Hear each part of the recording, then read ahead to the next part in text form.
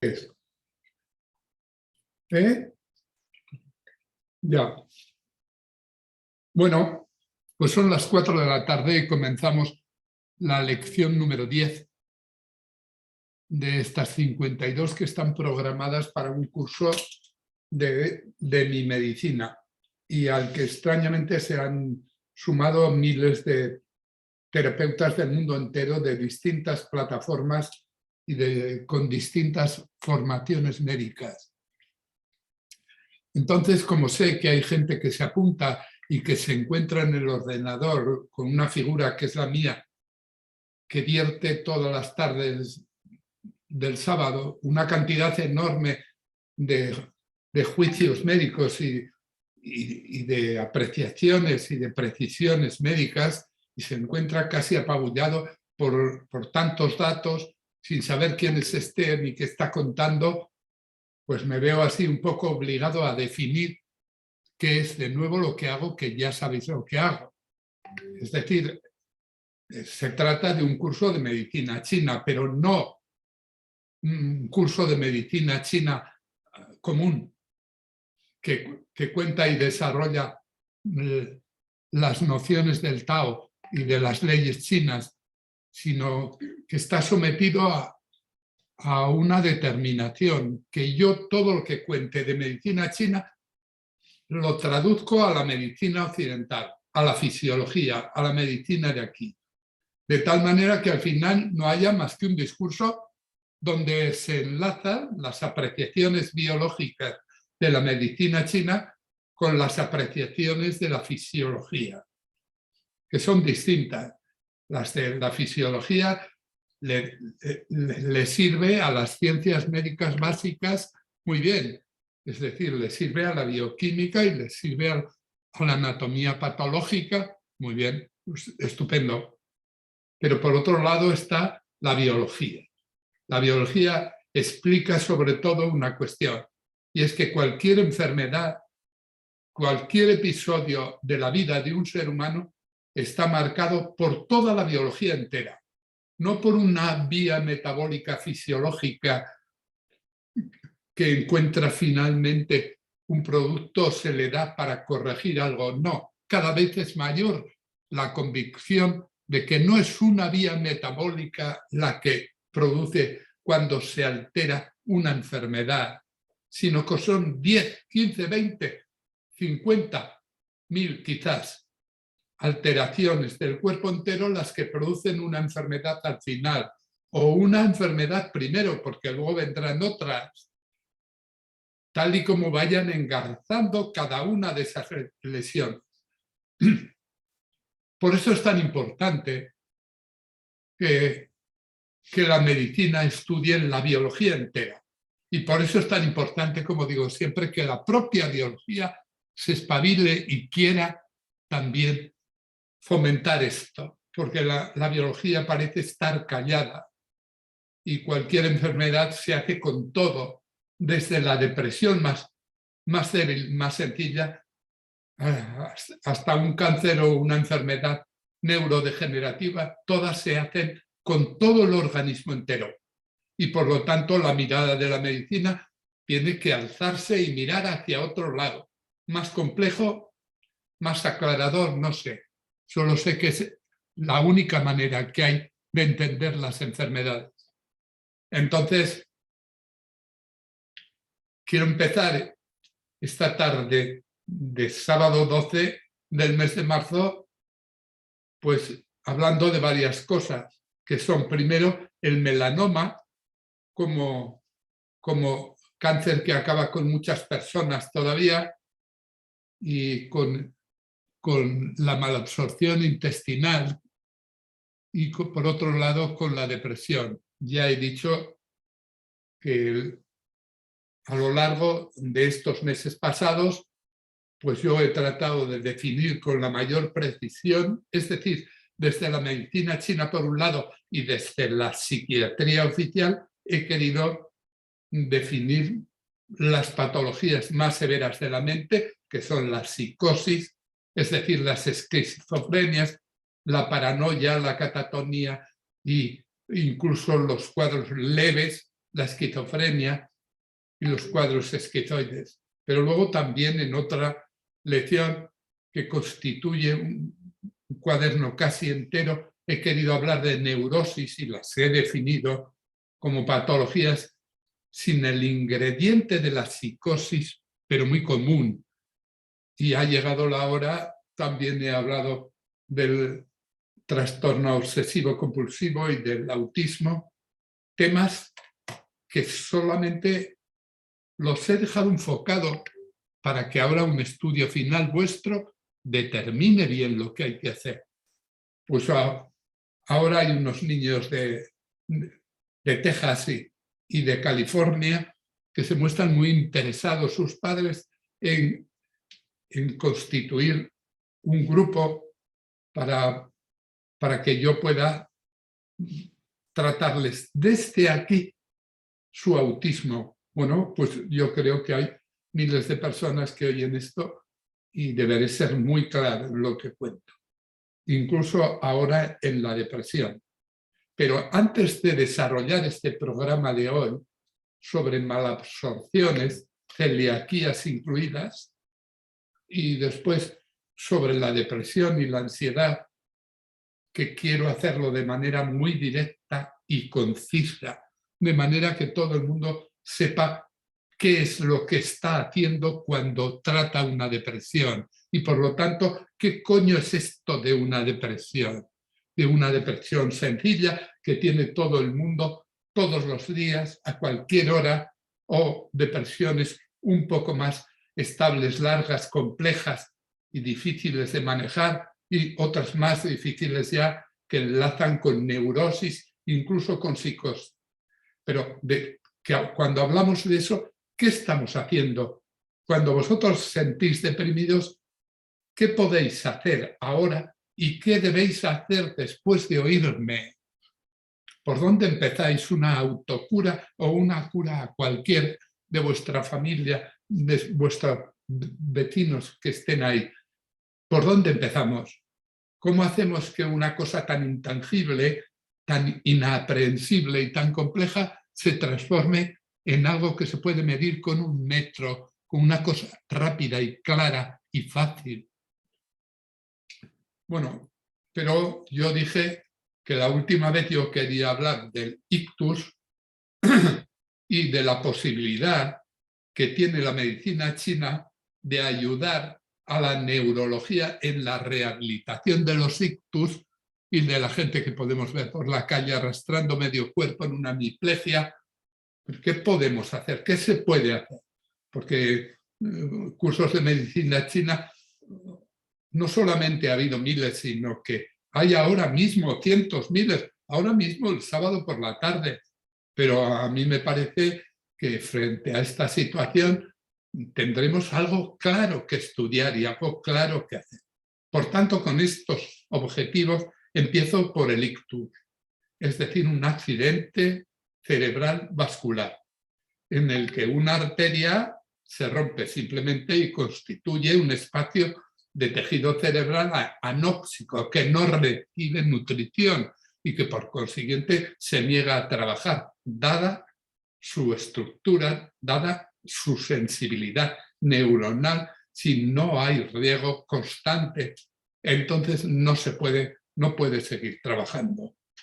En esta situación empiezo formulando qué es un ictus. Bueno, todo el mundo tiene una idea aproximada, aunque no sea muy precisa, pero se trata de un infarto vascular cerebral debido a una embolia, es decir, a una trombosis de arterias intracraneales, pequeñas o grandes, en las que el componente arteriosclerótico y la hipertensión están presentes.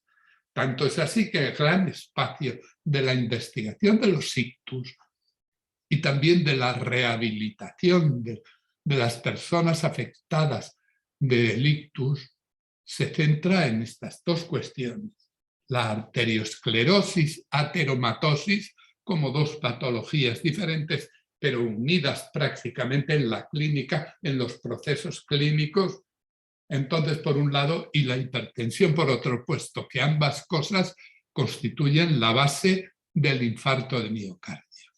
Entonces, bueno, con frecuencia estos infartos van precedidos de unos accidentes isquémicos pequeños que advierten que algo está ocurriendo y que conviene que el terapeuta lo conozca para preventarlo. Lo primero, en primer lugar, solo con que el paciente tenga una edad determinada, como la mía o menos. Yo tengo 80, pero estamos hablando de gente de ¿cuánto diríamos? 50 que ya empieza a haber ictus. Bueno, pues 55, 60, 65 a los 70 años, el riesgo de hacer ictus se eleva muchísimo. ¿Por qué va a ser? Pues lo primero, no por la tensión arterial, que puede ser mucho mayor a los 40, pero porque el deterioro propio de la edad marca una biología de deficiencias, de déficit, que hace mucho más sensible y mucho más riesgoso el muro vascular. Y por tanto la arteriosclerosis y ateromatosis se actúan mucho más fuerte y elevan el riesgo de rotura mucho. Todo esto es elemental, sentido común. Ahora, lo primero de todo será que estudiemos con precisión estas debilidades de las que estoy hablando y que hacen que el vaso sea tan frágil o que sea mucho más frágil. Y, por lo tanto, de este estudio se ha acabado deduciendo que el riesgo verdadero que todo terapeuta tiene que evaluar es esta situación general en donde hay una fuerza hepática, que estoy hablando traduciendo a la fisiología, de que el hígado es un órgano que tiene una funcionalidad esencial sobre todas las células, tejidos y sistemas del organismo. Es decir, cada célula, cada hepatocito, estoy diciendo, no cada célula de Kupffer, que es la otra parte del metabolismo general del hígado, que se ocupa de depurar la sangre, el propio hígado y al cuerpo entero.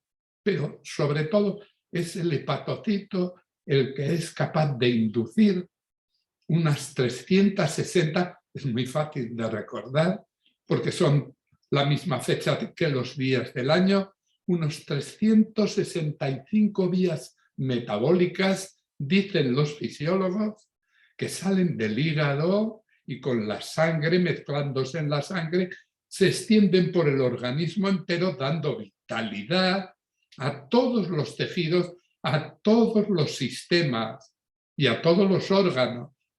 Por lo tanto, esa vitalidad, bueno, ¿cómo se aprecia esa vitalidad? Que digo que es la causa principal de que se presenten ictus, accidentes cerebrales vasculares. Pues el primero de todo es el carácter del sujeto. Yo siempre he tenido un yang de hígado muy fuerte. No sé si ha servido para algo bueno o para muchas cosas malas, que han marcado un carácter inadecuado, no solo para los demás que me rodeaban, ni para mis alumnos, sino incluso malo para mí. Y eso que está en mi carácter está también en mi conducta, y eso también está en mi conducta vascular. Por lo tanto, sí, la fuerza del hígado me anima y me calienta y me pone, pero como son 365 funciones, determinar cada una de las 360 aproximadas, porque la fisiología avanzará y subirá de 365 a 80 o 90, 390 o 400 vías, pero 380 ya está bien. Algunas de esas vías tienen un objetivo directo, que es el cerebro. Sí, pero dentro del cerebro, la vascularidad del cerebro. Y entonces, una subida agitada de ese metabolismo hepático se transforma en un riesgo. No tanto, sin más, pero sí coincido en que se va debilitando mi pared vascular. De los pequeños vasos y de los grandes, me encontraré en una situación en la que el hígado se transforma en mi enemigo esencial. Yo no sé, esto es una cosa que se ha observado en medicina oriental de toda la vida, desde hace miles de años. Se sabe que el hígado está relacionado con esta situación. Ya es hora también de que la medicina interna aproveche un conocimiento así. Porque claro, en la medicina china se ha elaborado ciertos preparados que han ido purificándose a lo largo de los siglos, sabiendo que se trataba de un control del exceso hepático específico, no de cualquier exceso, sino precisamente de ese. Entonces, este es el primer eje.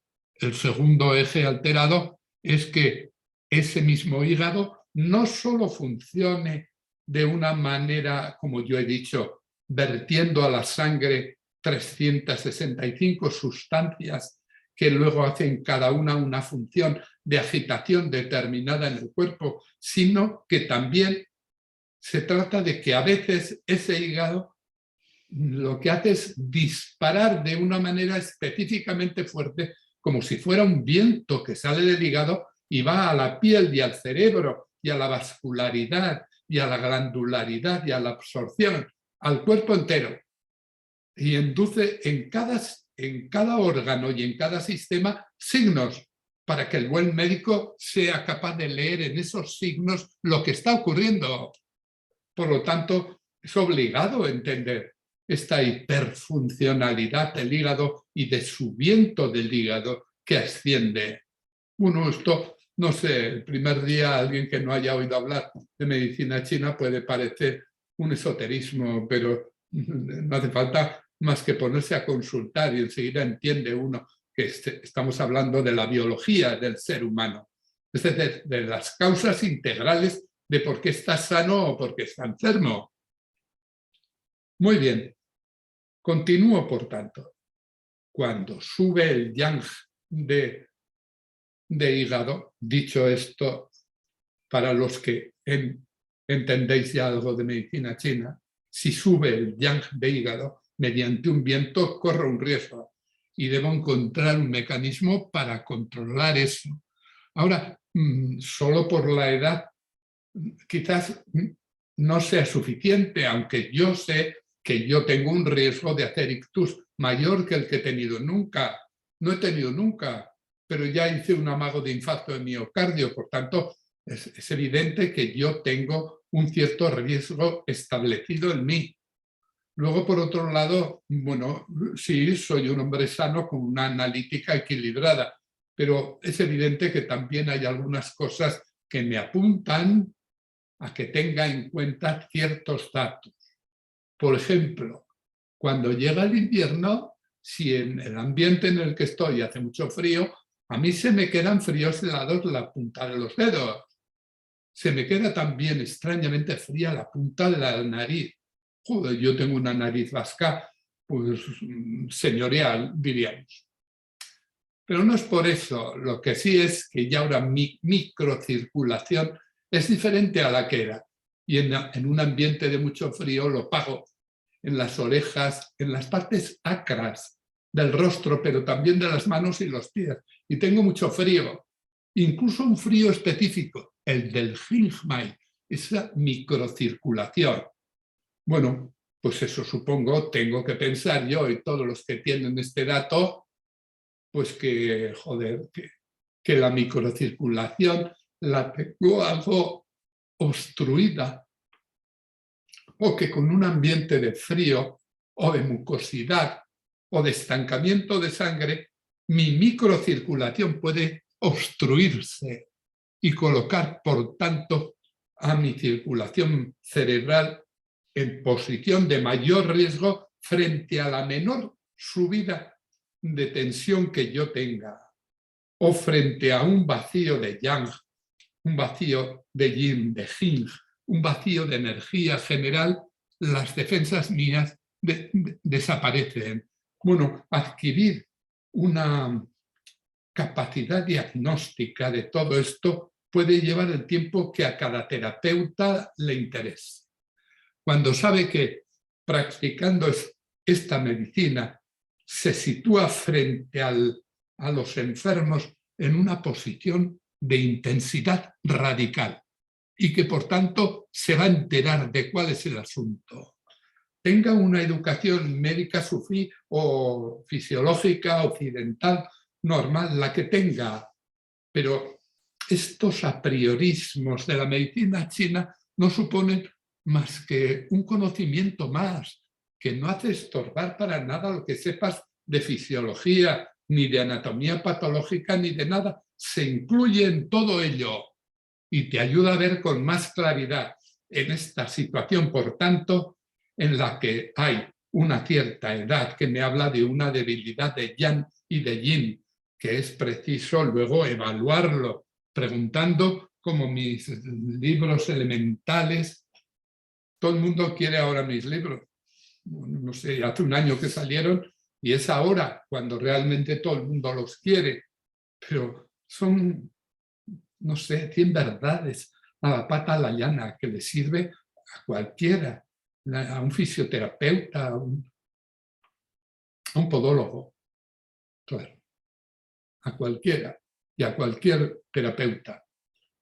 Por tanto, he dicho al hablar de ictus que es imprescindible disponer de una técnica diagnóstica que nos permita saber que hay un jingmai, mala microcirculación, con la que el riesgo de ictus se eleva, una debilidad de yang y de yin, que ya habéis estudiado y todo el mundo sabe diagnosticar, eso no sabe todo el mundo. ¿Qué coño todo el mundo? Sabe mucha gente. Y es muy fácil aprenderlo si se utilizan armas intelectuales de intensidad para aprender unas cuantas cosas bien. Eso es todo. Entonces, el fuego de hígado, que está marcado en el carácter, en las patologías, en los incidentes que el paciente tiene, y también, repito, en el carácter, en la personalidad, en la extroversión, en la gestualización como la mía, fuerte, de manos y de cara, en la manera de expresarse, de abordar las cuestiones, en el genio, en la irritabilidad, en la cólera también, en la cólera. En esta situación, el fuego de hígado se diagnostica con precisión. En segundo lugar, el viento de hígado, en el que a veces ese viento sube de pronto una fiebre o sube de pronto un dolor de cabeza, como si fuera el resultado de un viento, de algo que se eleva. Mirar los detalles de esto y aprendéroslo y practicarlo, porque sale rápidamente una cura de protección, es decir, una protección verdadera contra los accidentes vasculares cerebrales. La base 2A, que enfría el hígado. Uno es un conjunto de 11 plantas que resulta que tienen como función hacer que el metabolismo que sube no suba, no haya ataques de cólera, de irritación, de extroversión, no haya calores cerebrales. Bueno, es una cosa que lo hace un adolescente que estudia medicina china, claro. Por otro lado, otra cosa que debe observarse es el estancamiento de sangre que hemos visto a lo largo de todas mis lecciones, este año 22, pero también el año pasado, 21, en los cursos que he dado. El estancamiento de sangre da la sensación de que quieren decir los chinos que la sangre no circula siempre a la misma velocidad, mucha velocidad, ¿no? Cuando el corazón impulsa, que eso es lo que hace, cuando impulsa la sangre que pasa, pues acelerará un poco, pero también acelera la sangre ese fuego del hígado que he dicho, a veces demasiado. Por tanto, cuando la sangre tiene que circular bien y circula bien, pues no hay ese inconveniente. Pero si la sangre se enlentece, ¿y cómo sé yo que la sangre de un sujeto que tengo frente a mí se ha enlentecido? Simplemente le miro las rojeces que pueda tener por el cuerpo entero. Pues si tiene rojeces, eso es sangre. Quiero decir rojeces en la piel, en la dermis y en la epidermis. Pues eso es. Pero también cuando hay hematomas que el paciente ni siquiera nota, yo no me he pegado. Sin embargo, se le ve si tiene hematomas. Bueno, si tiene un hematoma y no se ha dado cuenta con qué se pegó, no importa mucho. Bueno, un hematoma lo tiene cualquier en un leve traumatismo, pero cuando hay muchos hematomas, esa sangre tiene tendencia a estancarse un poco. Si observas y estudias la lengua, en los 10-15 signos que son inevitables tener que aprender a leer en la lengua, puesto que la lengua, sí, es un órgano, desde luego, que puede presentar fisuras y puede presentar movimientos y puede presentar cada uno de los cuales señala algo, pero no hace falta mucho. Eso solamente con mirar si tiene cierta rojez por todo el cuerpo, sobre todo cierta rojez en los bordes de la lengua, si tiene las marcas de dientes y muelas, alguna siquiera sea en un borde u otro, está diciendo que la lengua tiene más sangre dentro de la que debiera tener, nada más. Y que entonces pone esa marca, eso se mira en un minuto, y el terapeuta, cualquier terapeuta, debe hacer este examen con rapidez, puesto que no se puede pasar de un dato biológico de que el paciente estanca sangre. Si estanca sangre, hay riesgos, porque un órgano estancado en sangre supone un riesgo celular de todo tipo, una presión mayor, un riesgo de todo. Entonces, este estancamiento de sangre tan importante, como digo, si está presente y lo certificas en un enfermo, ya sabes que el riesgo de que haya un estancamiento de sangre en algún punto en el cerebro que está especialmente esclerótico o ateromatoso, que a partir de una edad todo el mundo está ateromatoso y ateroescleroso. En la primera, en el ateroma, son unas placas que se dice de calcio o de grasa que se instalan ahí, de colesterol. Bueno, es muy fácil decirlo así, pero es un conjunto muy complejo de material, de un material hialino amarillento que se asocia con linfocitos por un lado y que se asocia también con colesterol, se asocia también con linfocitos B y T alterados entre sí, constituyendo un terreno de autoinmunidad que se ataca y que por tanto no es una masa que a veces mide 1,5 cm de grosor. Cuando uno ve eso, se da cuenta de que se trata de una agresión. Esto tenemos en nuestra vascularidad. Placas de 1,5 cm de grosor, es una cosa terrible. Entonces, solo ver eso, uno se entiende porque parece que debiese haber una protección anti-ictus que fuera obvia, rápida, fácil, que todo el mundo la supiera.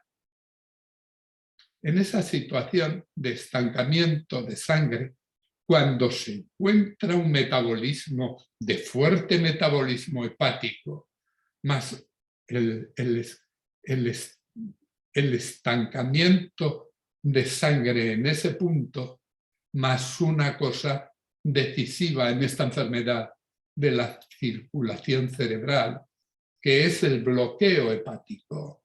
Cuando los disgustos y las frustraciones pasan factura y aun pareciendo en un momento que uno está tranquilo y sereno, en esas ocasiones también se presenta el ictus y se acabó la vida del paciente, o se acabó al menos la vida como era entendida hasta ese mismo instante. Entonces, eso es estancamiento de chi. Y cuando hay un estancamiento de chi de hígado, hay solamente un bloqueo. No hay mucho que entender. Es simplemente que se ha estudiado en fisiología, no suficientemente intensamente, pero sí se ha señalado.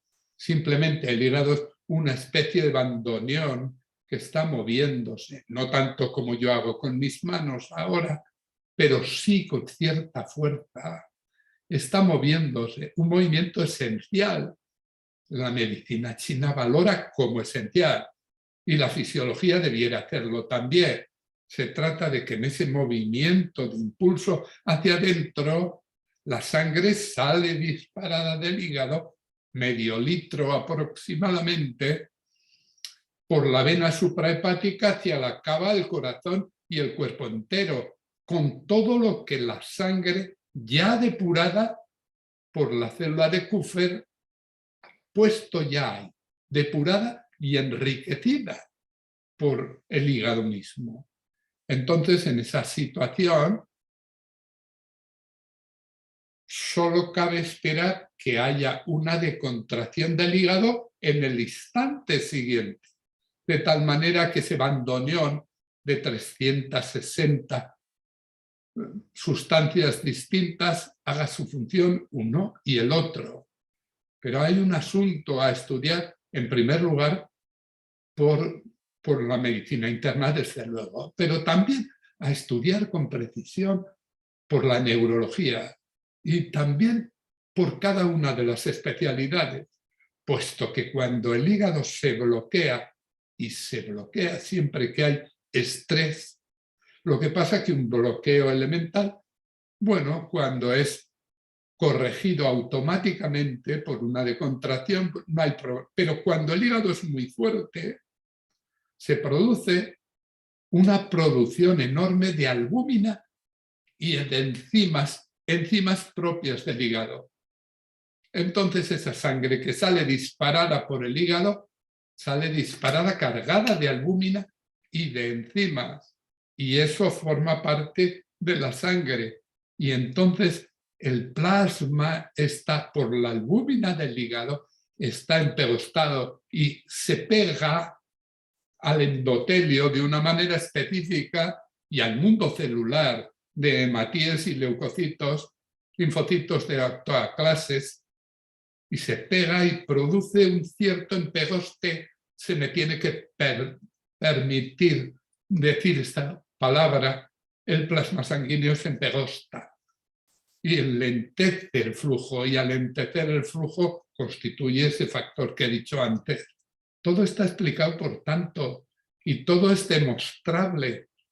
Y en esa situación, bueno, si me imagino o me cercioro del deterioro vascular que se tiene, porque la vascularidad solamente con el tiempo y con los años, conduce a una debilidad, con fragilidad vascular o con vasculitis, y el resultado son enfermedades silenciosas que están ahí. Joder, ¿y qué es lo que puede hacer la medicina? Que se basa en la fisiología para conseguir remedios para una situación a la que estamos todos abocados con la edad. Algunos más que otros, claro, ya, pero todos. ¿Y qué hay de protección? Puesto que lo que está ocurriendo en una preparación del ictus son tantísimas cuestiones, simplemente la medicina, la fisiología no puede tener fármacos. Lo que se está produciendo en una arteriosclerosis no es que se endurece una arteria y por lo tanto se fragiliza y tiene un riesgo, no es eso solo. Se trata de que hay un deterioro tan global que está implicado ahí el chi general del paciente. el mundo endocrino, el yang, el mundo neuroendocrino, que ya está alterado para entonces, con un ataque constante de la adrenergia y con otro paralelo e igual del simpatismo en comparación a la vagotonía, pero también hay alteraciones,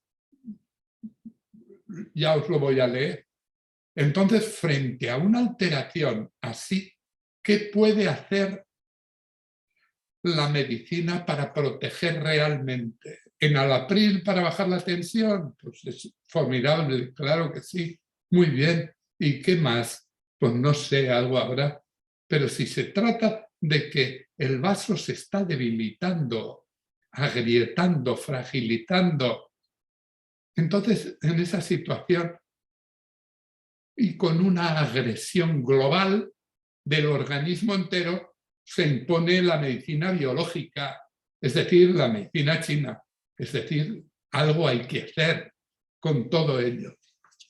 Entonces, en esta situación, yo pongo en esta nota, en esta lección, pongo aquí 6, apunto 8, pero 6 son importantes.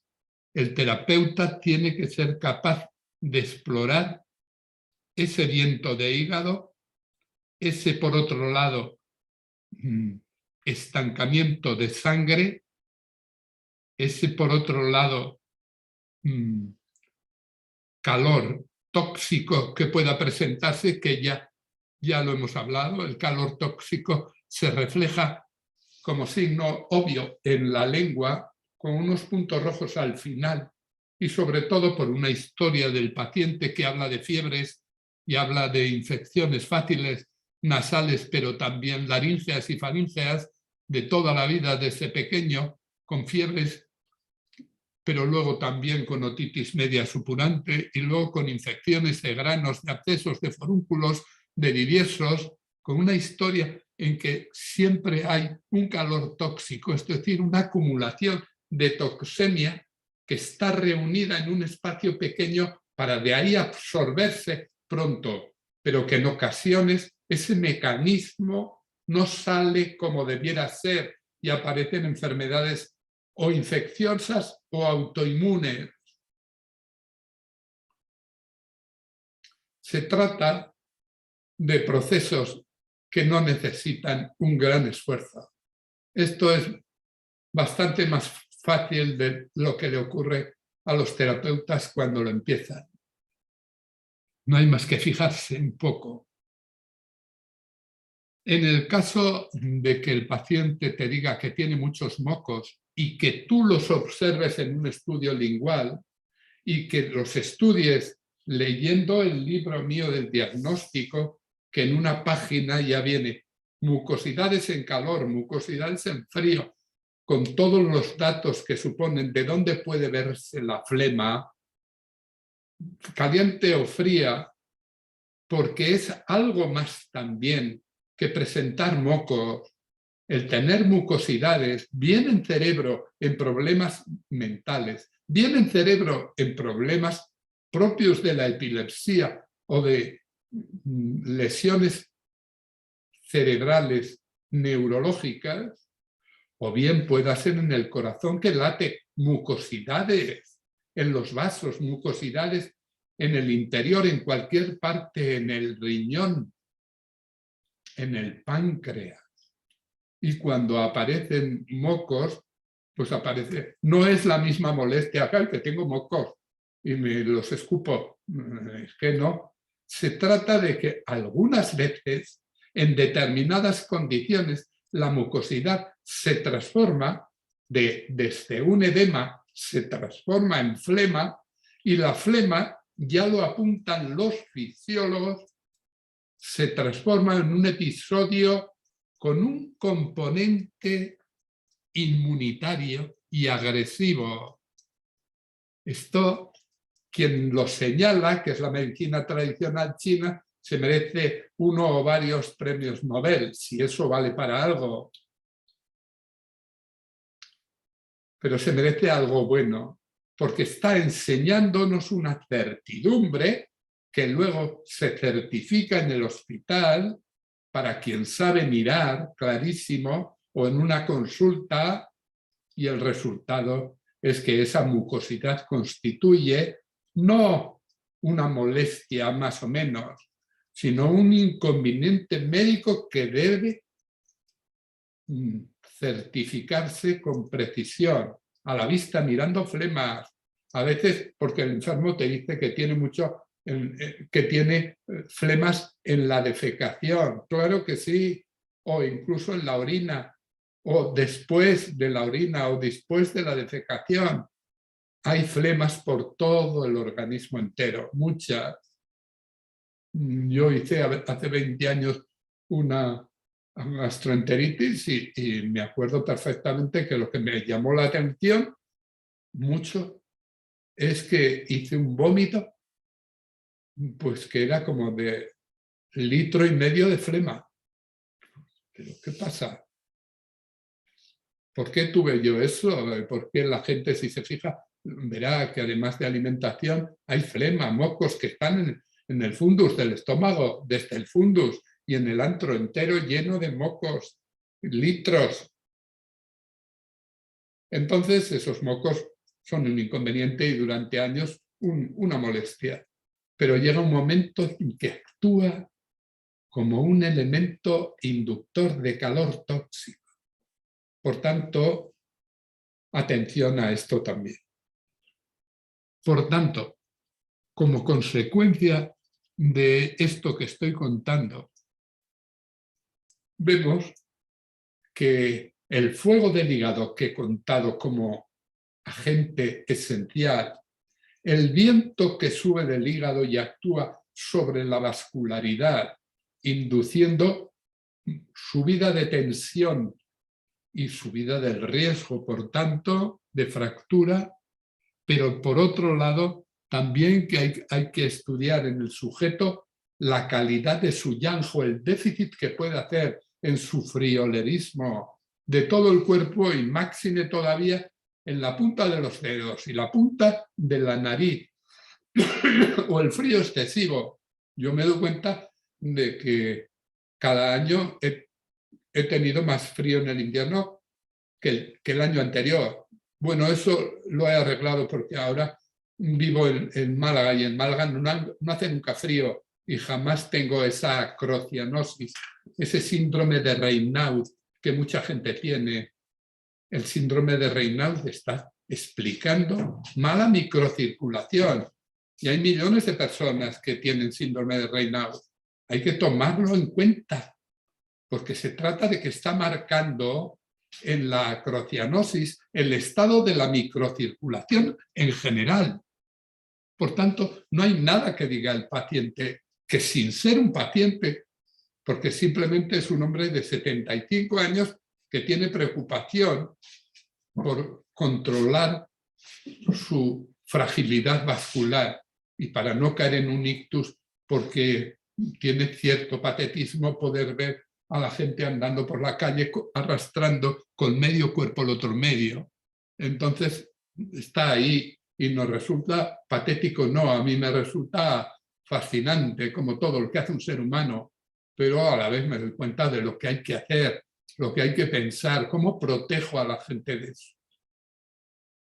Por tanto, en el caso de que me encuentre con alguien con riesgo de ictus, con viento de hígado, con llan de hígado, con estancamiento de sangre, en esa situación hay un preparado de la fitoterapia china que se llama de nombre Tianma Goutenjin.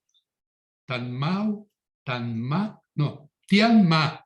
No puedo equivocarme en esto, porque estoy hablando de plantas medicinales y cuando digo Tianma Goutenjin estoy hablando de Gastrodia y Escutelaria, que son junto a 8 más las que dan carácter al control de este ictus. Bueno, en mi almacén se le ha puesto un número 806, pero desde luego es un punto más. Pero luego, en el caso de que sea un riesgo de ictus por fuego de Yang, como ya he dicho antes en general, pero también como un de yin de hígado. El paciente tiene sobre todo, tiene frío, sí, pero a la noche tiene un calor. Con esto te encuentras prácticamente con cualquiera que hables sin siquiera ser un enfermo. Son preguntas que se hablan en una esquina de un pueblo, de una ciudad cualquiera, al lado de una cafetería, en la calle, hablando con uno. Son datos que si le dejas hablar a la gente te los cuenta. Si tienes ese calor por vacío de yin, estás sufriendo su vascularidad interna, estás sufriendo una agresión constante adrenalínica y simpatista. Entonces, claro que puede subir. Si se dan 3 o 4 condiciones más, bueno, yo ya me doy cuenta que hay que esforzarse, pero se llega a una conclusión fitoterápica que tiene la virtud de no hacer ningún daño nunca a nadie, jamás, ni directa ni indirectamente, olvidarse del riesgo de una planta, que olvidarse de ya ni a farmaindustria se le ocurre buscar riesgos en una planta de la tradición fitoterápica china. Es que señalar que eso corre un peligro de algo, pues bueno, como queráis. Como digo siempre, que cada uno se entretenga en lo que pueda, pero que aporte datos, a ver dónde hay una prueba de que no. Son 2.500 millones de personas tomando fitoterapia a raudales a todo el día y no hay eso. No. Cuando se utiliza fitoterapia reconocida y utilizada y garantizada, no, garantizada por el uso, garantizada por la experiencia, por cientos de millones de personas. Entonces, tratar de encontrar que hay en cualquier, en la gastrodia, en la uncaria, en la poria, que hay un mal, que hay una posibilidad de agresión, es que eso no, es mejor, porque el que dice esas cosas hace un ridículo muy grande y lo mejor es que si hay un científico que va a avalar eso, lo mejor es que traiga documentación de verdad, si no, pues, por él, lo digo por él. Por tanto, hay 8 o 10 terrenos, pero lo esencial es esa microcirculación obstruida de mucha gente que explica un porcentaje que supera el 70% de los ictus. Cifras de la metodología china. Entonces es que eso ya no es el gusto que yo tenga en alumbrar un mundo como el del ictus. No, es que se trata de algo que hay que espabilarse y hay que estudiarlo hasta el final bien. Ahora bien, de esta manera el ictus podemos encontrar precisiones, he dicho yo 2 nombres, pero hay muchos más, Buyang, Wangutan, que cuando el gingma y el estancamiento de sangre se junta con una anemia o con un vacío de chi o de sangre, en ese caso todo el cuadro de riesgo del ictus cambia y entonces el preparado adecuado es Buyang Wangutan, que se hace con astragali, con angélica, con peonía. Algunos son los mismos principios que con los otros remedios, pero en este, al haber una anemia, se impone tener en cuenta que la base 14, la base 3, tiene que ir con base chi y con base 9, es decir, con preparados específicos para bajar la tensión, para fortalecer la vascularidad, pero también para darle a todo el organismo una fuerza cardíaca sin la cual el riesgo se presenta de ictus arriba.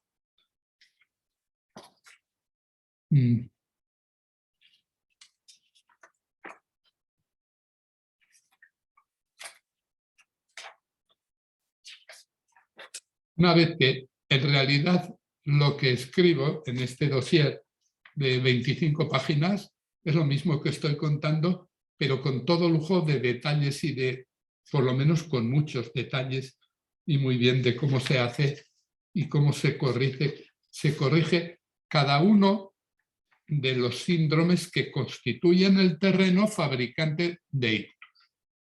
Y como tengo que seguir, pues sigo. Como he dicho antes, en el inicio de esta clase, en la explicación mía de mi libro de psiquiatría, uno que va a tener 2000 páginas, espero que tenga más luces que el libro de psiquiatría del manual del DSM-5, que está escrito con una enorme pasión por el detalle fisiológico, pero no por el detalle biológico. Y entonces son 2000 páginas de documentación que explica lo que es patología emocional, pero no explica el porqué de cada cosa que cuentan. Entonces, el terapeuta, ¿cómo va a curar eso? Pues, entonces, en esa situación, yo me nutro del conocimiento de la psiquiatría que me enseñaron los psicoanalistas y conductistas e inductistas, y muy bien. Y además vuelvo siempre a ese conocimiento, porque me encanta, es precioso. Tengo aquí un libro que entre tanto lío de clases, pues, bueno, estará donde esté. Yo tengo aquí 1000 libros elegidos para leerlo en lo que me queda de vida. Ya los he leído los 1000, pero ahora los tengo que estudiar y deducir libros que surjan de ese conocimiento para aportar algo nuevo. Y esa es la vida de la mente que escribió George Maharis. Y es la historia de Freud y en el entorno de Freud, el de todos sus acólitos, ayudantes, desde el año 1885, cuando cogió un tren con 29 años en la estación de Viena para ir con su mujer a París, donde la misma noche que llegó ya durmió en el hospital, Salpêtrière, otro. Bueno, y donde ya estuvo con Charcot, el primer maestro, pero estuvo un tiempo y luego con la mayor grosería, cuando vio que no le podía enseñar nada a Charcot, que en realidad era un cirujano, ¿cómo le va a enseñar? Pero bueno, como Charcot se metía también en el jardín de la emotividad que trataba de encontrar en el tejido cerebral, pues de Charcot pasó a todos los demás, unos 20 o 25. Con cada uno de ellos estuvo un tiempo y al final se murió el año 1940 o 39 en Londres, huyendo de la Gestapo que le perseguía sin piedad. ¿Por qué? Porque era judío. No sé si me gustaría derivar mi reflexión ahora hacia el mundo de la maldad. Y yo dedicaré una clase entera a describir, pero de manera que sirva para algo, a describir la maldad. La maldad, cuidado, porque voy a empezar describiendo mis maldades, que yo quiero pensar que son bastante inocentes, pero también de las mías. Y de las maldades que salen automáticas en la gente, de la maldad. Y de todo lo que nutre la maldad, que es la cólera por un lado, el odio por otro, la envidia por otro, y cualquiera de los otros horrores del alma humana. Pero no para contarlo, eso ya se sabe, sino para contar qué hay en el órgano que está sosteniendo la cólera, en el hígado, que apunte hacia la maldad. Y para mí encontrar eso es revolucionario, creo, pero una revolución vieja, que es la que trae la medicina china a la medicina occidental, con la que tiene que juntarse para que la medicina fisiológica sepa qué coño hacer alguna vez. Ha llegado pues la hora de abordar la depresión. La depresión es todo. Todo el mundo tiene depresión, todos los días un rato por lo menos, y a veces durante meses. Si tiene más de 6 meses una depresión, cuidado, empieza a ser severo, porque está advirtiéndote que su depresión puede saltar a otro escalafón superior, que es la neurosis, e incluso a otro mayor, que es la psicosis. Por tanto, bueno, tiene la depresión y los malos ratos tienen que pasarse pronto, porque si no constituyen un mal mayor, como digo. Pero la depresión, ¿qué es? Bueno, todavía yo pues trabajo y observo siempre estamentos, escuelas, estudios que estudian la depresión.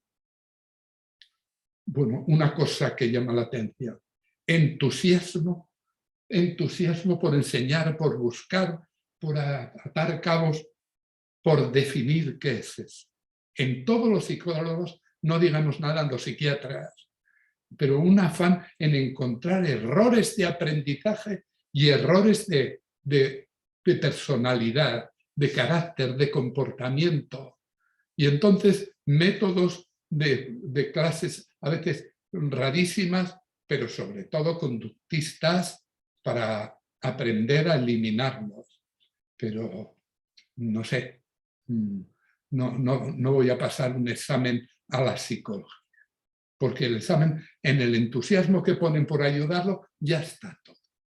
A veces sus escritos resultan importantes y estupendos, pero realmente de eficacia clínica, yo me propongo que el episodio del diagnóstico de la depresión sea automático y todos mis terapeutas tienen que tener una cierta plantilla en un folio donde en esa plantilla hay pues 45 factores mentales que están definidos en el mejor sitio, en el diccionario de la lengua, que hay que tener siempre cerca.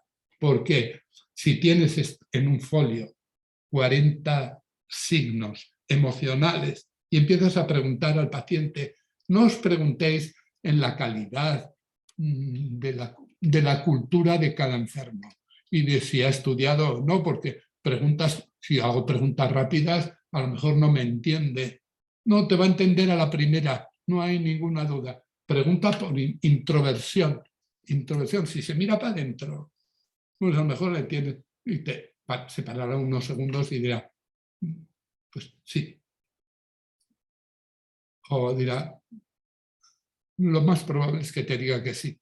Pero porque confunda una introversión que tú buscas de que se queda solo por dentro uno con él mismo y piensa, bueno, yo a veces ya reflexiono.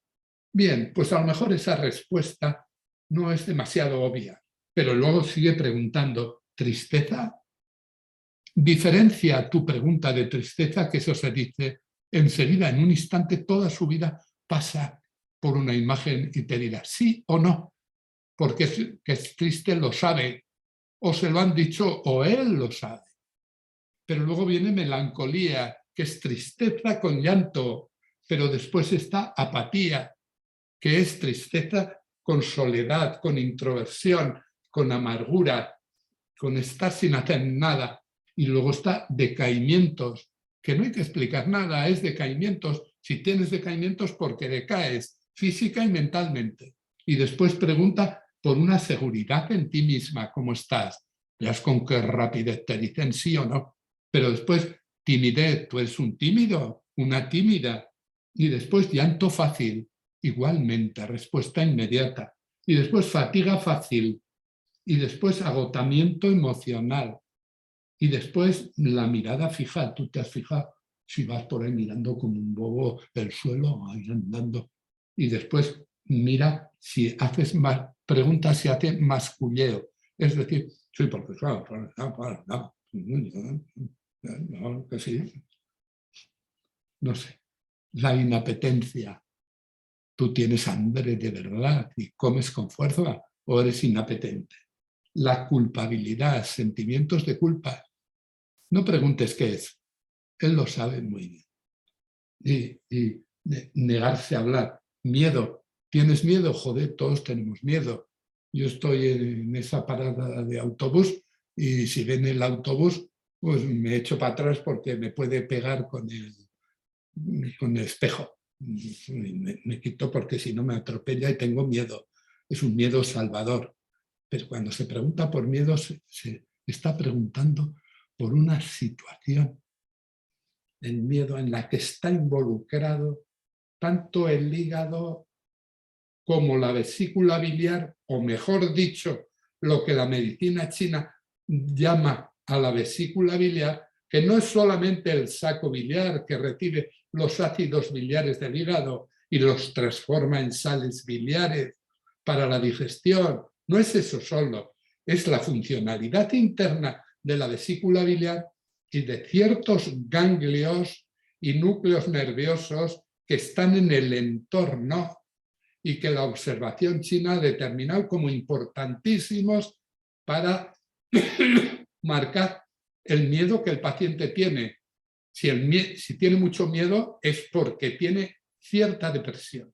Y después del miedo pregunta por si suspira, porque el que suspira mucho está expresando que tiene un bloqueo de chi de hígado, que lo tiene atenazado, que es el inicio de la depresión y la ansiedad. Es ese bloqueo molesto, tanto a la par intelectualmente como digestivo, una molestia aquí.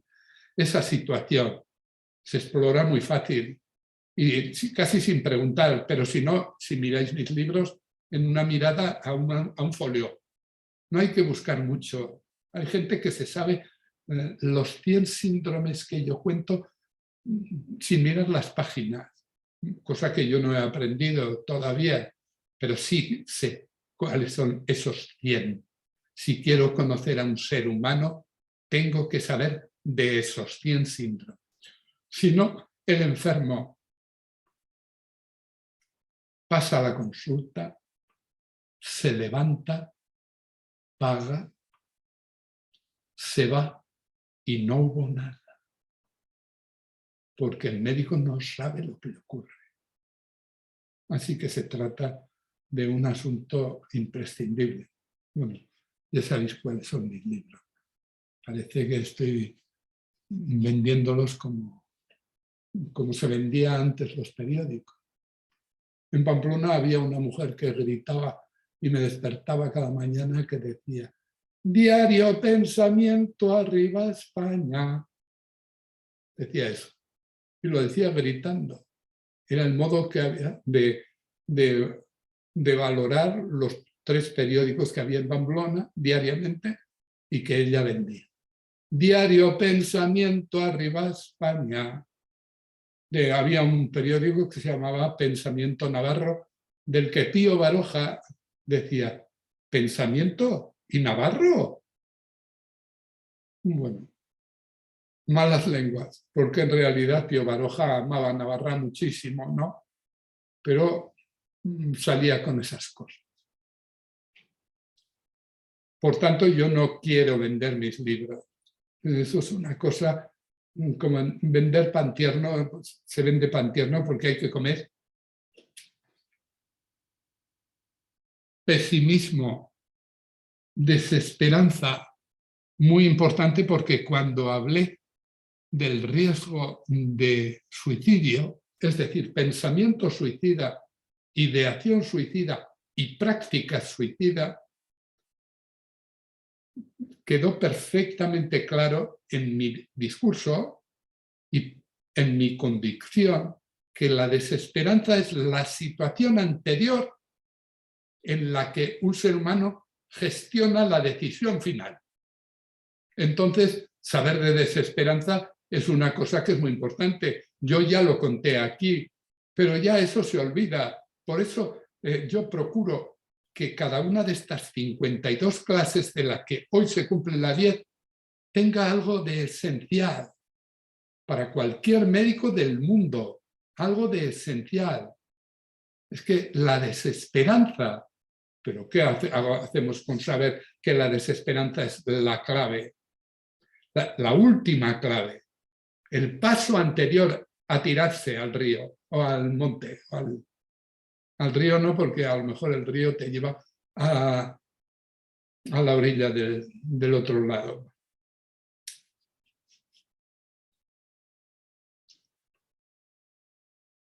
Para un medio minuto, no sé si para darme yo sosiego o para daros sosiego a vosotros, porque todo.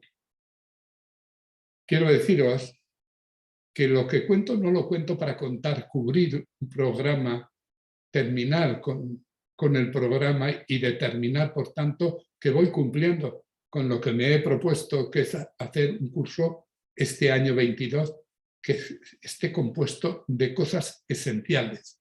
Y como las voy contando, pues nada, ya están contadas y se acabó. No, señor, porque en mis cuadernos hay no solo una precisión en el análisis de todo lo que cuento, sino también la apertura de una reflexión propia que le hace al médico ser el que debe ser.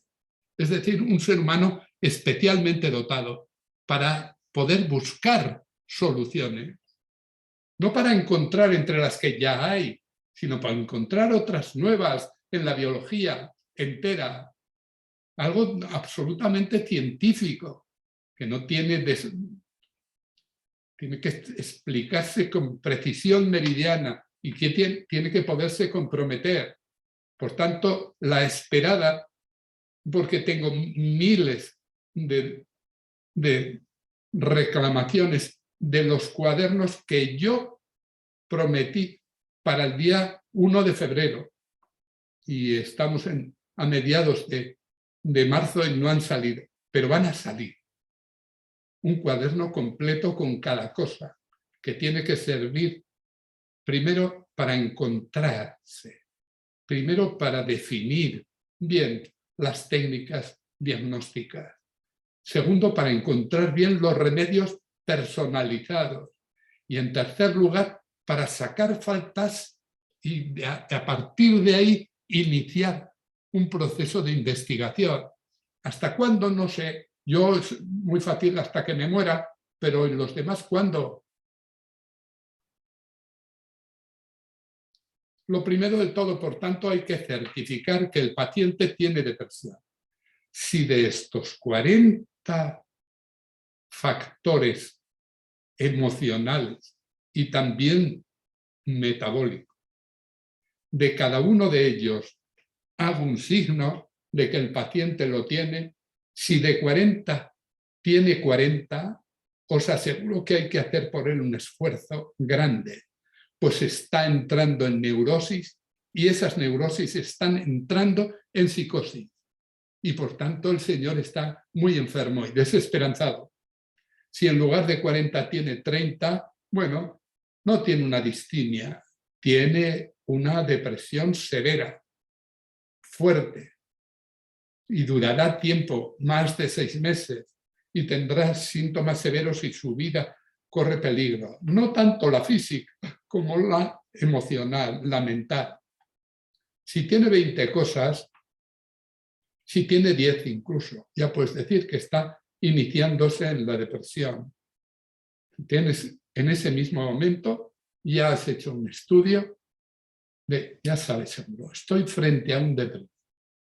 Cuando hablemos de ansiedad, nos daremos cuenta que son patologías hechas con emociones que fluctúan y cambian a la depresión, se mezclan con ellos y vuelven y sobre todo manifiestan ansiedad, que es un problema lanzado hacia la manía, hacia la extroversión, rabia, irritabilidad, fuerza espontánea con viento también, rabia, fuerza como un ramalazo, Por lo tanto,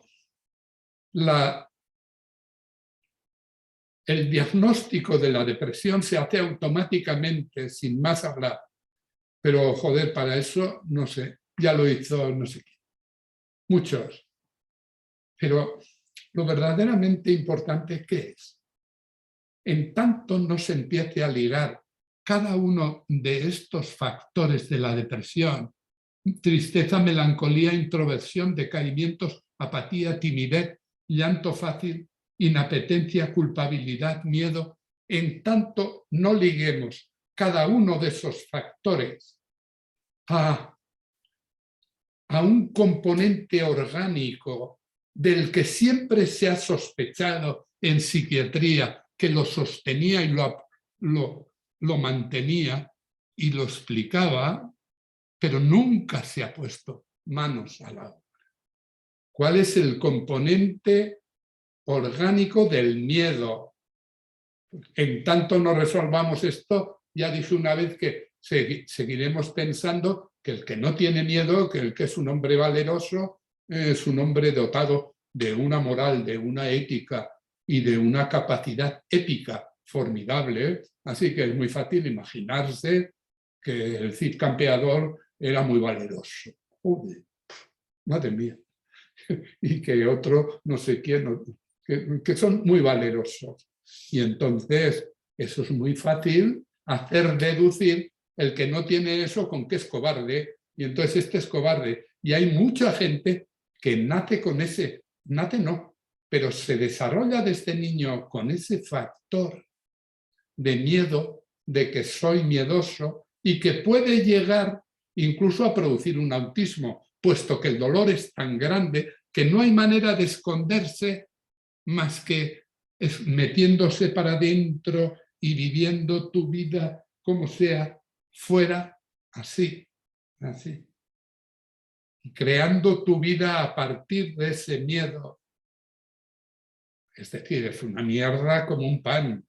Toda esta filosofía que hay, en donde, por ejemplo, incluso en la política, hay políticos que se aprovechan de esta circunstancia para andar por la política manifestando que son ellos que son más valerosos. ¿Pero qué coño más valeroso? De nada. Es que es bastante indignante lo que el desconocimiento de la psicología trae a todas las demás ciencias médicas y sociales. No, señor. Se hace miedo con el cuerpo entero. Y se hace también melancolía y se hace tristeza. Cuando la emoción no es pura, porque yo aquí no he puesto los celos. ¿Qué son los celos? Los celos, ninguna de mis 45 evaluaciones emocionales hablo de celos, porque los celos no es una emoción pura, sino una emoción mixta, que por un lado consta, el paciente que tiene celos tiene por un lado miedo, mucho miedo porque el ser amado se vaya, pero por otro lado tiene mucho cólera, así que es la mezcla de cólera más miedo, pero puesto que la cólera y el miedo se hacen las dos con el organismo, es muy conveniente en psicoterapia entender cuáles son las causas del miedo y cuáles son las de la cólera. Las de la cólera, el hígado, nada más, una función hepática que sube y produce cólera. Fijaros bien la cólera en la guerra, la cólera en los guerreros, la cólera de Putin, la cólera de no sé de quién, de todos más, ese no tiene una especial cólera, tiene mucha cólera.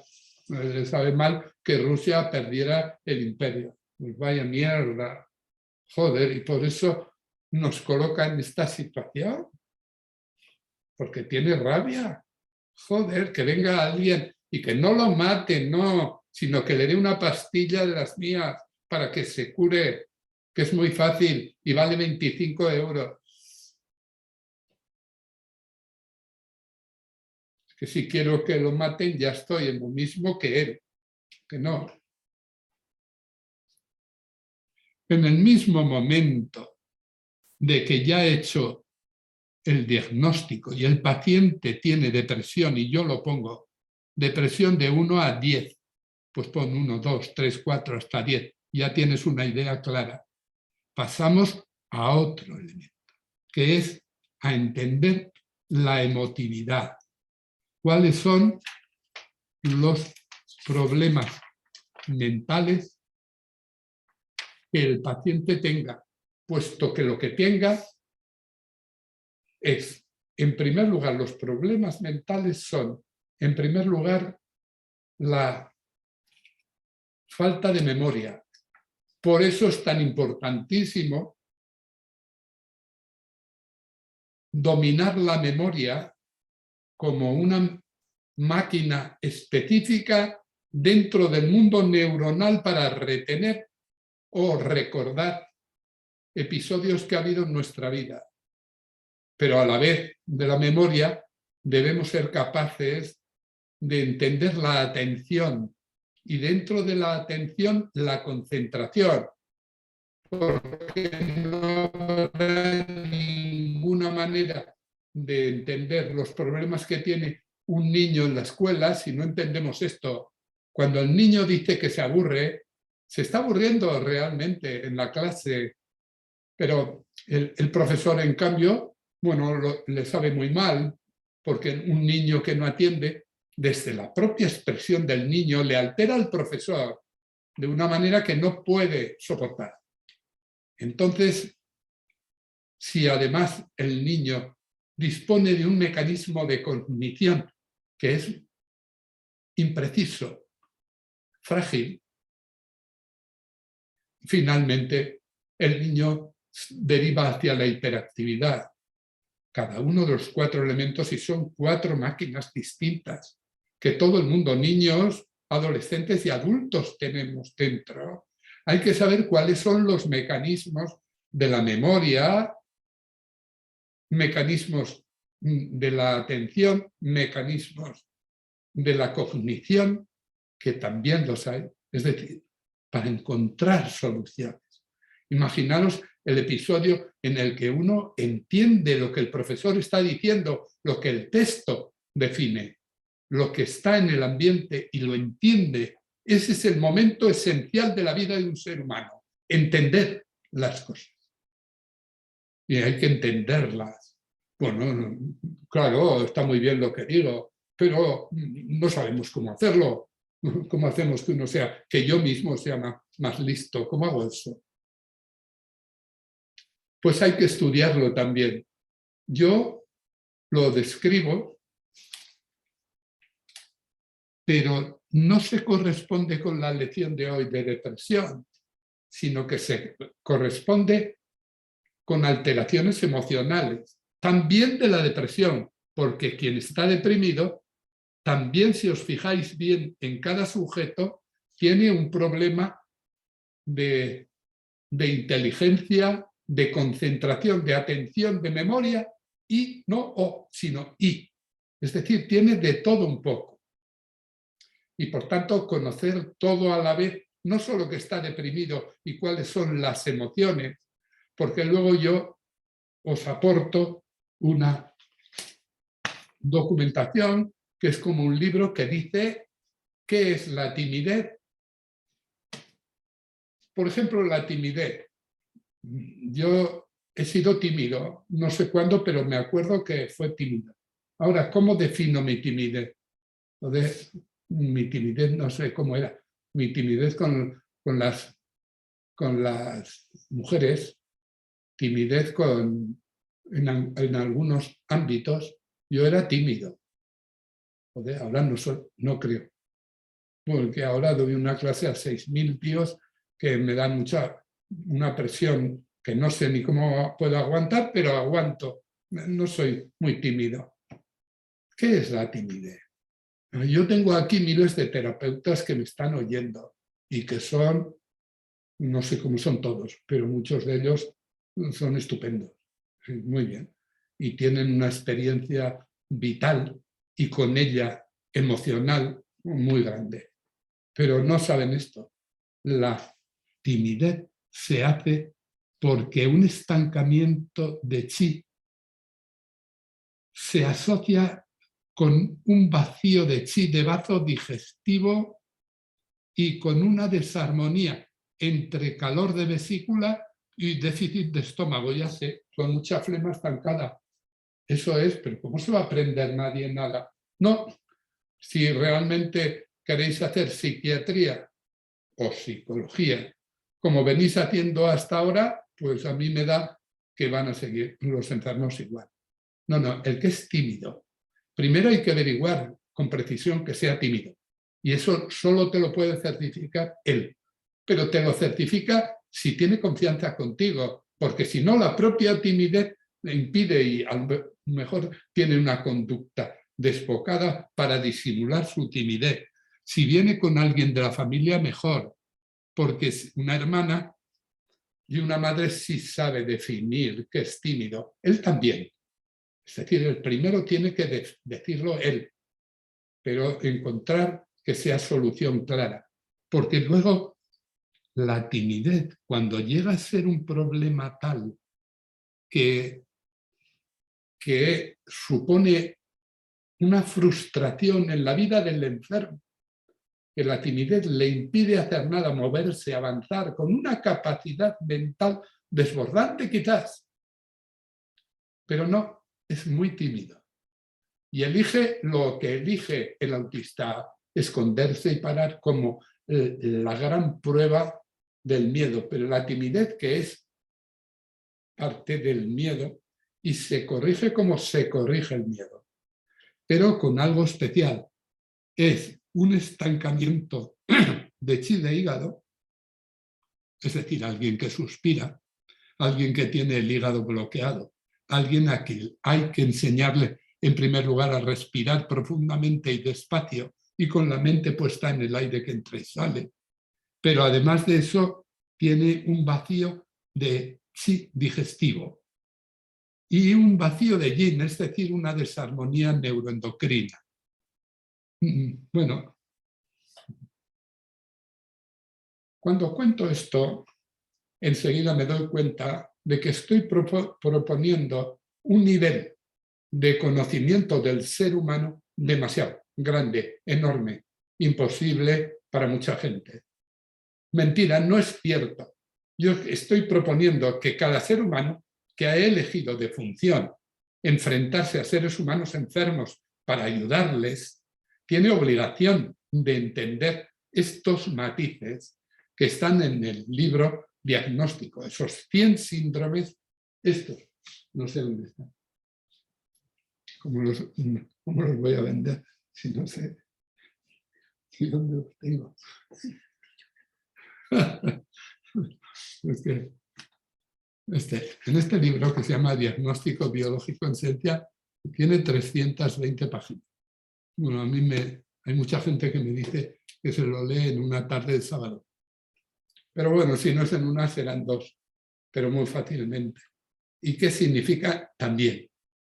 Es el intento más simple que yo he visto de traducir el conocimiento del Tao y la medicina tradicional china a la fisiología. De manera que, en fin, que todos os sirváis de esto. Para quitarle la timidez a alguien, empezando por uno mismo, tiene que entender que hay dos remedios que se llaman base 3QH por un lado, para quitar el estancamiento de chi de hígado, que a la vez quita esa depresión que se sostiene con el bloqueo de chi hepático. Y además de eso, bueno, cuando hay ese bloqueo, el paciente empieza haciendo gastritis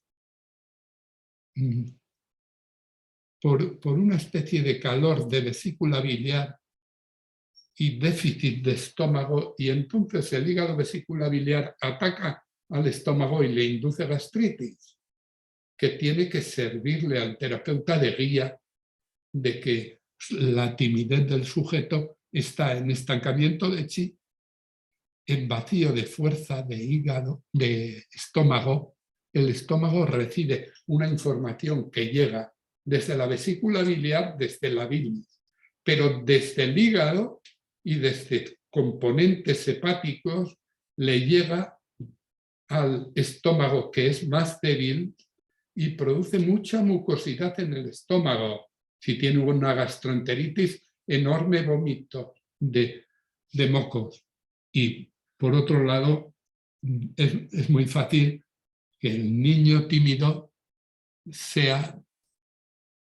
tenga rasgos esquizoides, es decir, de una alteración que no es una esquizofrenia, pero que conviene valorar como que ese trastorno, hígado fuerte, estómago débil y encima vacío de yin, constituye entre los tres elementos, repito, hígado muy poderoso, fuerte, en carácter fuerte y agresivo y con signos gestuales y de conducta de viveza, de cólera, de genio, de fuerza, pero luego con digestiones más pobres, con gastritis, inflamación de la mucosa gástrica por ataque del hígado y encima un vacío de yin con sudor por la noche.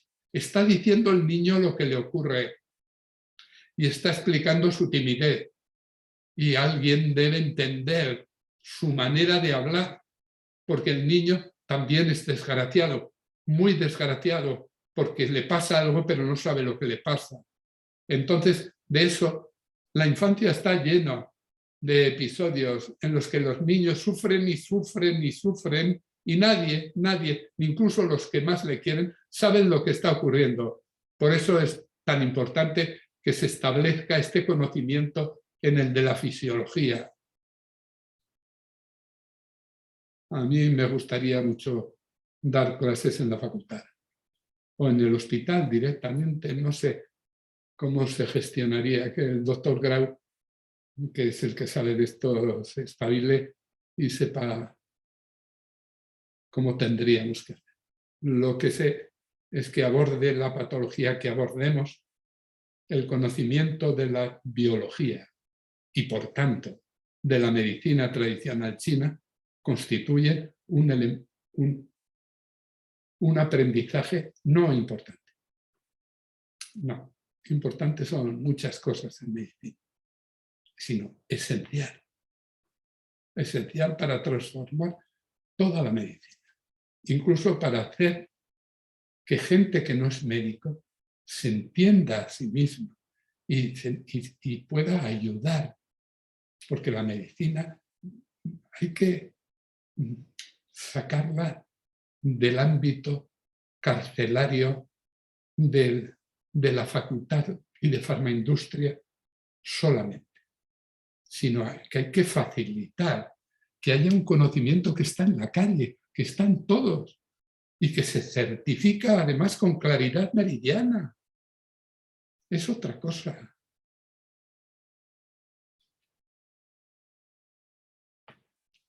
Por tanto, estoy diciendo que aunque después de la certificación de que el enfermo está en depresión y de que certifique yo si está enfermo, si tiene algo de depresión o es en realidad algo más que una depresión menor, que es lo que todos tenemos alguna vez o muchas veces. Y pasamos ya al estudio de una depresión un poco mayor, una depresión media o una depresión distímica. Tenemos que pasar al estudio de las emociones, rápido, y tener otra plantilla debajo, otro folio sin más, quizás escrito a mano, donde está la siguiente indagación que vamos a hacer con el enfermo. Si es alguien que tiene protensión, no sé cómo se dice, propensión, propensión a la cólera. Un adulto, un Putin, un no sé quién, no Putin como paradigma del mal, que yo no creo que ese hombre sea tan específicamente malo como se le señala, sino un malo mayor, que utiliza su nacionalismo político como elemento para estallar. Bueno, la cólera, que le preguntas a cualquiera si tiene cólera o no, más rápido todavía. Le puedes preguntar, tú, si yo te digo las emociones, cólera, tristeza, alegría, ansiedad, miedo, ¿cuál de las 5 es la que tú tienes más? Enseguida te lo va a decir. Quizás no es suficiente que diga yo no, yo tengo mucho tal, porque de momento evitan reconocer que tengan miedo, sino, aunque le preguntes al principio, indaga luego en él las emociones que le aquejan. Y hazlo de una manera coloquial, creo yo que hay que hacerlo. Ya sé que cada uno somos lo que somos, pero puesto que tenemos que llegar al fondo no del corazón, que el corazón es otra cosa. Incluso hablando en medicina china, el corazón es otra cosa. Tenemos que llegar al fondo de su carácter, de su personalidad. Tengo que saber, perdonad, la tristeza, el miedo. Bueno, en medicina china actual se estudian también la inquietud como un elemento que puede ser bueno básicamente, pero malo también cuando hay demasiada inquietud. Puesto que cada uno de estos elementos, tristeza, alegría, ansiedad, miedo y cólera, cada uno de ellos no es por un mal aprendizaje, ni porque me enseñó, ni porque lo ha heredado de esta o de mí o de tal cuando hablamos de hijos, es que esta ha heredado lo de su tío. No, es que esta es... ¿Qué coño? Nada de eso.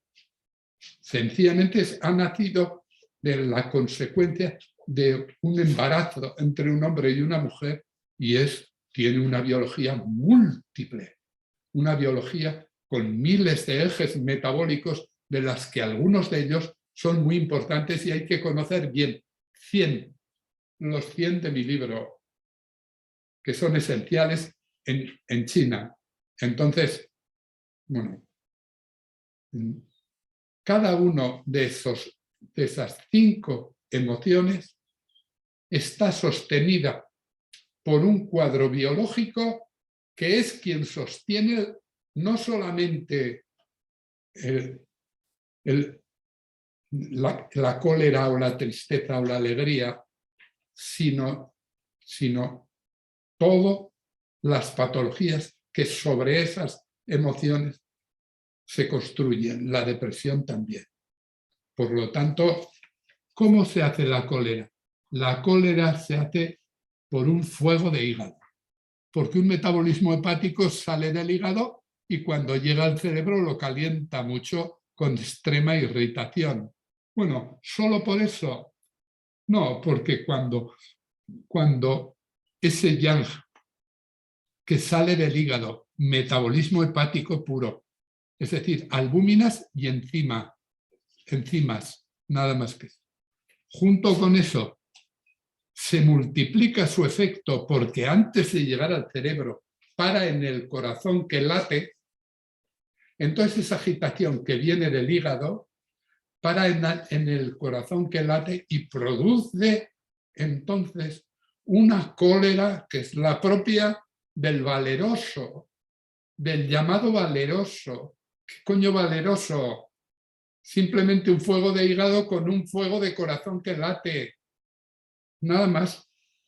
Y desde ahí también forma parte. Primero, fuego de hígado. Segundo, estancamiento de chi por emociones que los tiene bloqueados. Y luego corazón que late muy fuerte, con taquicardias y con agitación muy paralela a la agitación de la corteza cerebral neuronal que induce el final, es decir, fuego y cólera. Yo he visto romperse matrimonios por fuego de cólera, romperse familias, romperse empresas, romperse países. No los he visto, pero lo digo sin más. porque es cierto. Porque la cólera de alguien arrastra el aspecto colérico de otros. ¿Y quiénes están luchando ahora en una guerra? Pues, la cólera de unos con la otra misma cólera que han encontrado en otros. Cólera, y aún muchos están en la guerra esta. Aquí me han mandado y aquí vengo, a ver si puedo ayudar a mi gente como pueda. Otros adquieren un nivel de cólera mayor y ya sienten que han ido para matar. Hígado poderoso, fuego poderoso que sube al cerebro y produce una vitalidad neuronal específica. Nada más que eso. Es hora de que lo entiendan sociólogos y de que lo entienda el derecho y de que lo entienda todas las medicinas, hasta la forense, todas, de que entiendan una realidad tan simple, tan brillante, tan clara. Se hace la cólera con el cuerpo y se quita la cólera. Tenéis que hablar, porque yo no estoy diciendo que la depresión, la ansiedad, las neurosis, las paranoias con sus esquizofrenias y los trastornos obsesivos y maníacos, que todo eso se haga exclusivamente por trastornos del cuerpo. Cuidado que yo no digo eso. Yo digo que los trastornos del cuerpo intervienen de modo decisivo. También debe de haber trastornos aprendidos que están en el aprendizaje, en la experiencia y muy frecuentemente o siempre ambas causas se juntan. Pero lo que sí digo es que hay que empezar tratando la biología alterada de ese que padece una emoción enloquecida, sea la que sea. De la misma manera digo que la tristeza se hace con un vacío de chi, pero muy especial. Es un vacío de chi, una deficiencia metabólica general, pero una deficiencia metabólica del corazón que late, más que del hígado, sí, del corazón que late, del corazón que siente, pero con un inconveniente que me llevaría una hora entera de explicar y que lo haré, pero hoy no, ya, porque no puedo. Pero con un vacío de chi de pulmón. El que tiene un vacío de energía del metabolismo pulmonar, diría también pleural, de todo el espacio pulmonar, es decir, del parénquima pulmonar, pero de los vasos, pero también de la nerviosidad y también de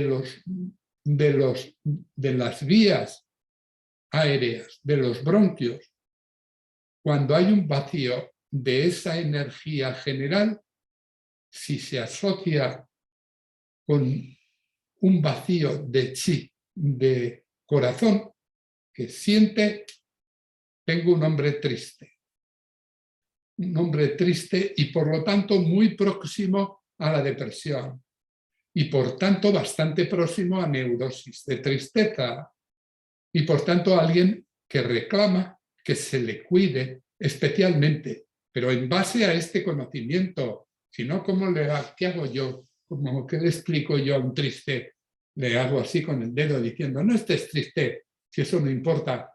Era suficiente entre amigos cuando tenía 18 años, que salíamos de la tristeza con cualquier cosa.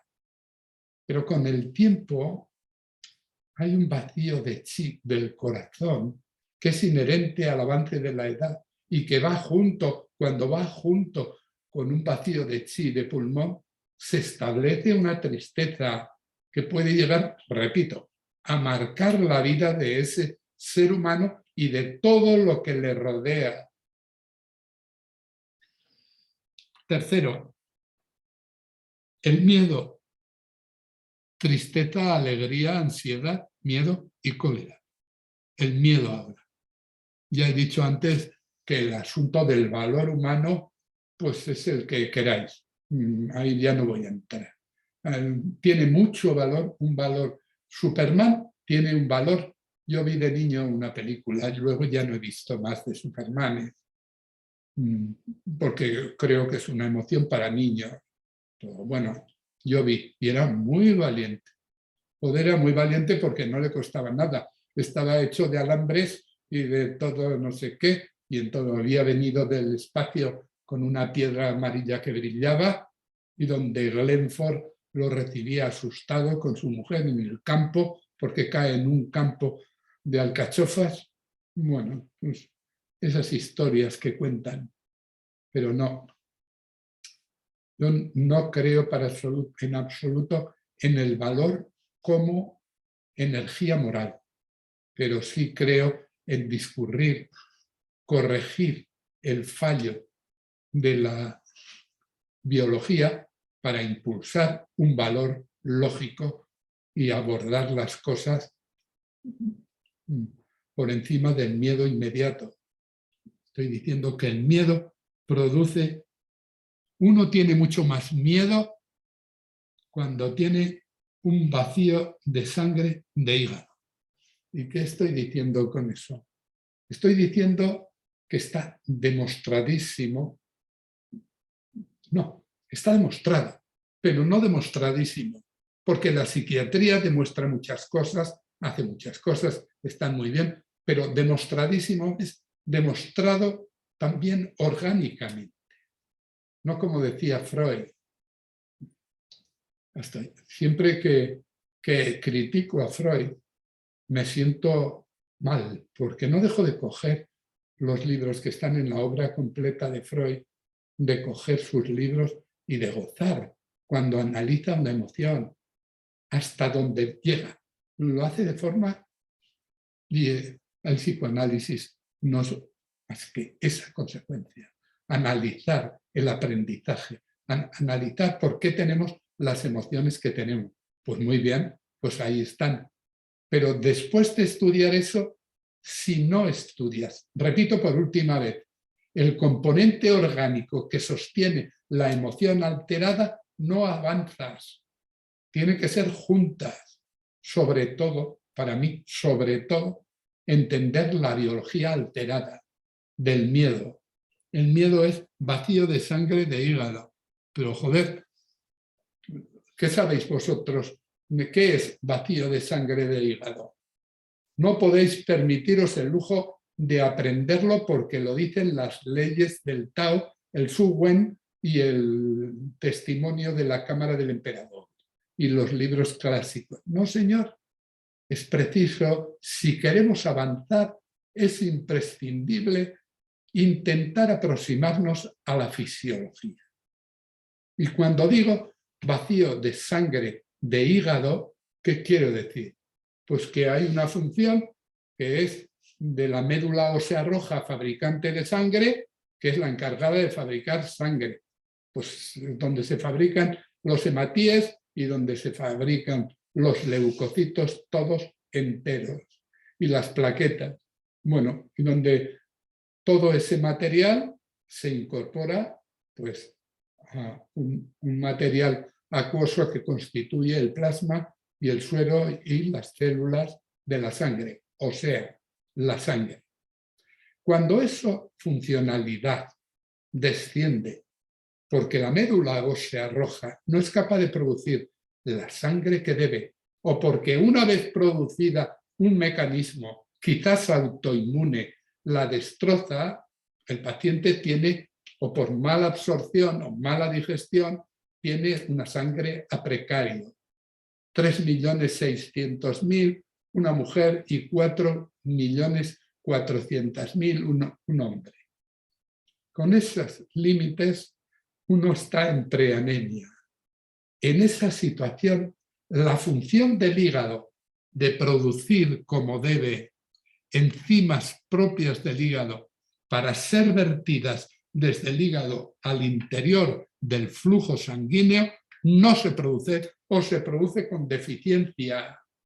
Esto es un apriorismo de la medicina china, que la hematología o la fisiología ha certificado, no muy claramente, qué relación hay entre un vacío en la fuerza productiva del hígado, de su material propio, enzimas y albúmina, y que haya lo que llamamos vacío de sangre de hígado, que significa que el hígado no nutre como debe nutrir las terminaciones nerviosas, puesto que el material que viene del hígado e enriquece la sangre, específicamente del hígado, es la específica nutrición de las terminaciones nerviosas, del soporte de la vitalidad mielínica y, por tanto, de una neurología nueva. Aporta esto, porque el gran problema de la neurología, ¿cuál es? Pues que no hay manera de enriquecer los nervios que se debilitan. Y entonces aparecen tics y fasciculaciones y trastornos de las terminaciones nerviosas y patologías de neuritis y migrañas y patologías del trigémino, es decir, patologías también de la microcirculación, pero que trae una sangre que no puede enriquecerla, no el HIMAI, la microcirculación solo, sino que ya viene poco configurada en su estructura biológica como debe. Y entonces estancamiento, aparece lo que llamamos vacío de sangre de hígado. Y en ese vacío de sangre de hígado, un colofón, los que estéis bien preparados en medicina china, yo os reto a que demostréis que en esta situación, cuando hay vacío de sangre de hígado, hay presencia de neuropatías periféricas y de lesiones nerviosas periféricas, centrales también, pero hay miedo, un miedo claro. Por tanto, el miedo tiene una importancia enorme para la libertad y la felicidad de la gente, que pueda ser controlado desde el ámbito del psiquiátrico, del psicológico, y harán lo que quieran los psicólogos y las psicólogas amigas, que para eso se matan, para ayudar. O sea que muy bien, pero que hagan esto, todos, porque cambiará lo que tenga que cambiar, y su éxito también. Hay otra, la alegría. Joder. Yo, en la documentación adjunta a todas las patologías mentales en psiquiatría, aporto fichas médicas sobre cuestiones que van acompañando como muy personales a cada enfermo mental. Y no hace mucho, unos amigos de Bilbao me presentaron a un hijito suyo, un hijo de 12 años, ya no es tan hijito, que se ríe constantemente, sin razón. Y no creo yo poderse deducir que de alguien que se está riendo, en principio te parece que es muy gracioso, que es muy bonito, que es muy bien y que parece que es una fuente de alegría. Joder, de ese niño enseguida no. También lo he observado en algún Asperger. Es decir, un gesto, y en gente quizás que no tiene ninguna patología, pero se ríen constantemente.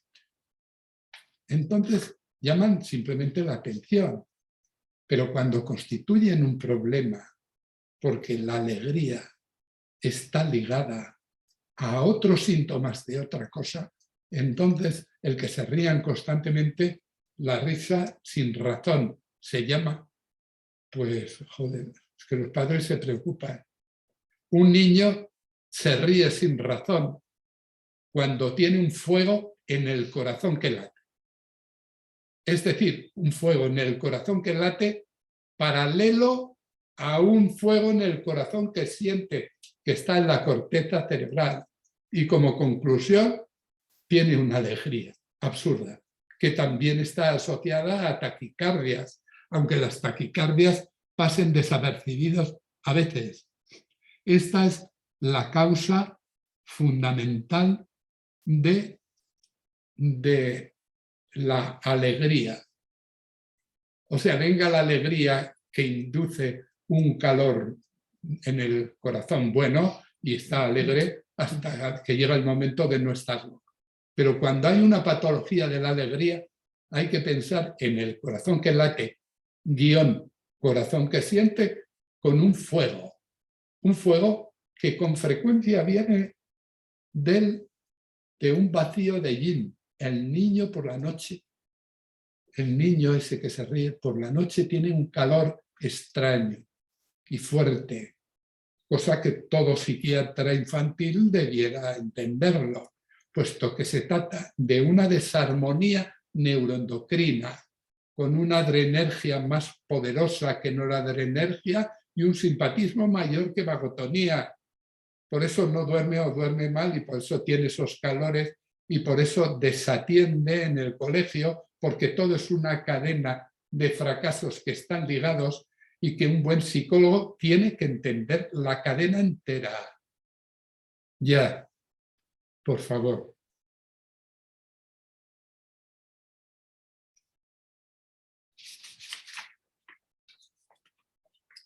Estoy diciendo que cuando vamos avanzando en el estudio de la psiquiatría, desde el estudio de las patologías más severas, las psicosis, las esquizofrenias, la paranoia, las catatonías, los cuadros esquizofrénicos, cuando vamos avanzando y luego pasamos al estudio de las neurosis, donde no hay delirios, pero puede también haber conductas severas, alteradas. Y cuando finalmente descendemos al estudio de la depresión trivial, que tiene todo el mundo alguna vez, o quizás muchas veces, cada día, pero algunas se establecen de forma más larga y más distímica, es decir, más severa, sin llegar a ser neurosis o mezclándose ya con la neurosis. Pues vamos acumulando una cantidad enorme de información y conforme avance este año 2022, se van a mezclar entre sí patologías que son la depresión con el estado de ánimo, con el trastorno obsesivo-compulsivo, con el estrés postraumático, con los trastornos cognitivos, con la fatiga crónica, con la fibromialgia también, que tiene un componente emocional obvio, con el autismo, con el suicidio, con los trastornos neurocognitivos, con la personalidad, trastornos del carácter, de la disforia de género, con los trastornos disruptivos en la conducta, es decir, la friolera de 30 patologías. Pero las 30 van a tener que ser entendidas por vosotros todos juntos a la vez, en sus trastornos biológicos y sus trastornos emocionales, todos a la vez, porque todos tenemos en la mente el germen de una patología severa, aunque nos vayamos a morir sanos completamente. Pero ya tenemos la estructura para fabricar la enfermedad y tenemos que saber cómo manejar todos estos datos, cómo toda esta causología, toda la etiología, de manera revuelta toda, desde el conocimiento esencial de las 40 emociones, de las cuales 6, 8 o 10 de las 45 ya señalan un componente de depresión. Hay que saberlo todo a la vez. Ya no podemos diferenciar las patologías psiquiátricas como las traumatológicas, donde se estudia de arriba a abajo la traumatología craneal y luego la de los huesos del cuello, la de la espalda, del hombro, del codo, mano y de la cadera, piernas, tobillos y pie. No, señor, porque aquí las patologías más distantes se están entremezclando constantemente con otra. Otra cosa quiero decir. El control biológico de las patologías mentales, la depresión, por ejemplo, facilita a todos los psicólogos el encuentro con un discurso, con una pedagogía, con una manera de tratar las emociones del aprendizaje mucho mejor.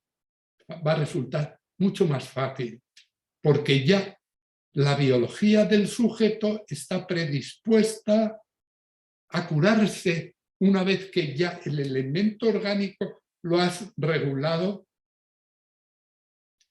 Ha hecho falta mucho, pero yo he registrado en sanidad, con el conocimiento de los médicos chinos, he registrado la friolera de entre 35 y 40 preparados específicos para tratar cada cuestión orgánica que sostiene la enfermedad mental. Si yo soy el médico que he soñado ser, en este momento mi discurso, que es obviamente no abstruso, es claro, pero es complejo, porque estoy hablando del alma humana, de la mente, y estoy hablando de su relación con el organismo. Es algo esencial, formidable, de lo que me siento especialmente orgulloso. Yo me siento muy poco orgulloso de lo que he hecho en la vida y de lo que hago, muy poco. No sé, siempre me parece que tenía que hacer algo mejor, y a lo mejor lo puedo hacer, no sé, pero de esto sí, verdaderamente.